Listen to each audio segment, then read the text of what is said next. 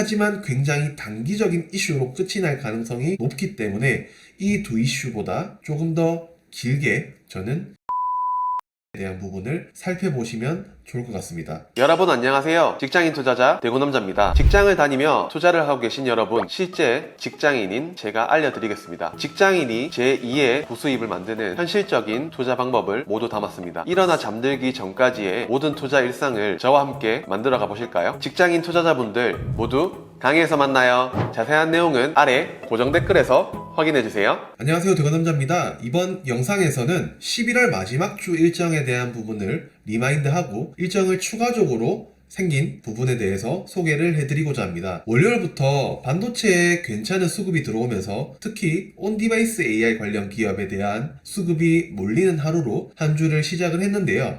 특히 리노공업을 시작으로 기존 AI 반도체 기업이 아닌 다른 반도체 기업으로의 수급이 몰리는 상황이 연출이 되었습니다. 이를 예상해보면 AI 반도체와 관련된 기존의 대장을 잡던 반도체 기업들이 아닌 다른 기업들로 쏠리는 현상이 나오면서 기존 기업들이 조금 주가 부담을 느끼고 있다라고도 예견을 해볼 수 있는 상황이 실제로 일어나고 있습니다. 그래서 우리는 이 부분을 생각을 하고 반도체에 관련된 매매를 하셔야 된다고 말씀을 드리고 싶어요. 자, 11월 27일 월요일에는 추가적으로 외국인 인력이 한국에 대거 들어온다는 소식으로 인해서 이민 정책에서의 인스웨이브 시스템 즉 외국인 교육에서의 애니 능률, 메가 MD 두 분야의 움직임이 있던 하루였습니다. 추가적으로 앞에서 말씀드린 온디바이스 AI 관련 기업에 대한 수급까지 이 세 개에 대한 일정이 몰린 하루였다고 보시면 좋을 것 같습니다. 11월 28일 화요일에는 2030 세계 박람회가 어디서 열릴 건지에 대한 발표로 관련 기업인 저번에 말씀드렸던 시공테크와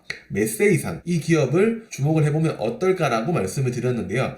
하지만 그때 제가 말씀드린 부분은 재료 소멸로 인한 시장의 해석으로 조심을 하라고 말씀을 드렸던 종목이기 때문에 매매를 하신 분이 있다면 잘 대응하셨기를 바랍니다. 추가적으로 이날에는 AS텍 상장 및 팅크웨어, 유비벨록스 IR에 대한 일정이 있는 하루였고 그 다음에 기우테크 컨퍼런스가 있었습니다. 하지만 이 일정에 대한 매매는 저는 따로 진행을 하지 않았습니다. 최근 시장의 흐름이 그렇게 긍정적인 상황보다는 부정적인 상황이 계속 보이기에 이번 달은 현재의 수익으로 마무리를 할 가능성이 매우 높은 상황입니다. 매매를 참는 것도 굉장히 중요합니다. 일정이 있더라도 말이죠. 11월 29일에는 제가 중요하다고 생각되는 몇 개의 일정이 추가가 되었습니다.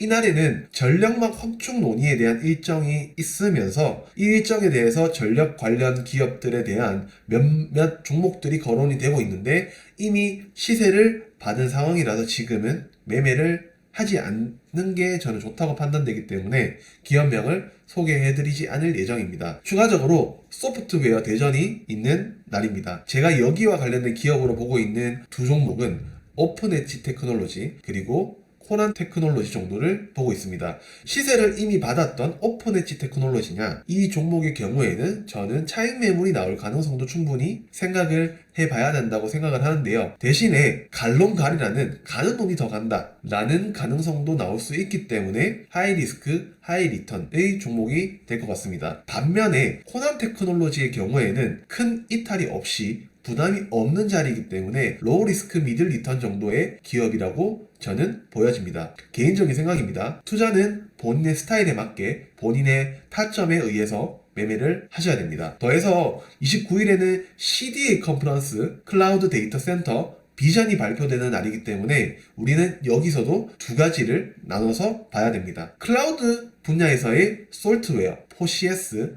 남성 그리고 데이터 센터 분야의 KINX, 데이터 솔루션, 모아 데이터 정도를 나눠서 볼 것 같습니다. 29일 마지막 일정으로는 제가 기대했던 동경 로봇 박람회에 대한 일정이 있는 날인데요.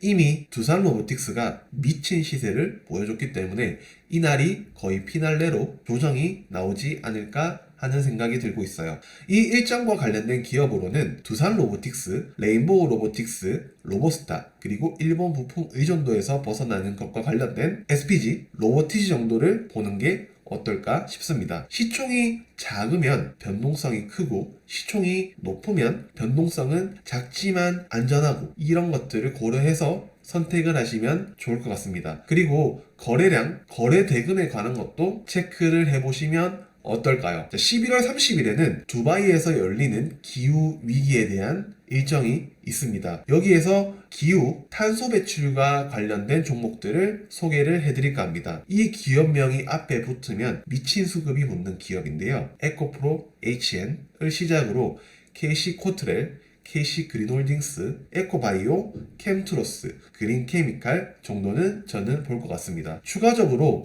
미국 주도하에 원자력 발전량을 3배 가까이 늘린다는 소식과 함께 미국에서 원자력과 관련된 일정이 있을 예정인데요. 우리는 여기서 원전 관련주를 살펴봐야 된다고 생각을 합니다. 두산에너빌리티, 한전기술, G2파워, 보성아이텍, 한신기계 정도를 저는 소개해드릴까 합니다. 추가적으로 11월 30일에는 테슬라의 사이버 트럭과 관련된 일정이 있는 날인데요. 관련주로 서현이화, 명신산업 정도를 볼 것 같지만 저는 이 일정에 대해서는 매매를 하지 않겠습니다. 그리고 30일 마지막 일정으로는 MSCI 지수 재조정이 있을 예정이기 때문에 12월 1일부터 적용이 된다고 보시면 되는데 저는 지수가 변동이 꽤 심할 것으로 보입니다. 근데 지수와 관련된 예측으로 인한 매매는 매우 위험한 선택이기 때문에 관련된 지수를 보고 그 다음에 매매를 하셨으면 좋겠습니다. 자, 12월 1일로 넘어왔는데요. 이날에는 가장 중요한 일정이라 생각되는 미중 갈등으로 인한 IRA 법안과 관련한 흑연 수출 통제 관련 이슈가 있습니다. 여기에서도 저는 두 가지를 나눠서 봐야 된다고 생각을 하는데요. 흑연에서의 상보 태경 BK 크리스탈 신소재, 실리콘 응급제에서의 대주전자재료 KGB 정도를 나눠서 볼 것 같습니다. 하지만 굉장히 단기적인 이슈로 끝이 날 가능성이 높기 때문에 이 두 이슈보다 조금 더 길게 어떤 기업이 수혜를 받을 수 있을까라는 생각을 해보다가 저는 CNT 도전지에 대한 부분을 계속해서 블로그 혹은 유튜브에서 소개를 해드리고 있는데요. 관련된 기업을 살펴보시면 좋을 것 같습니다.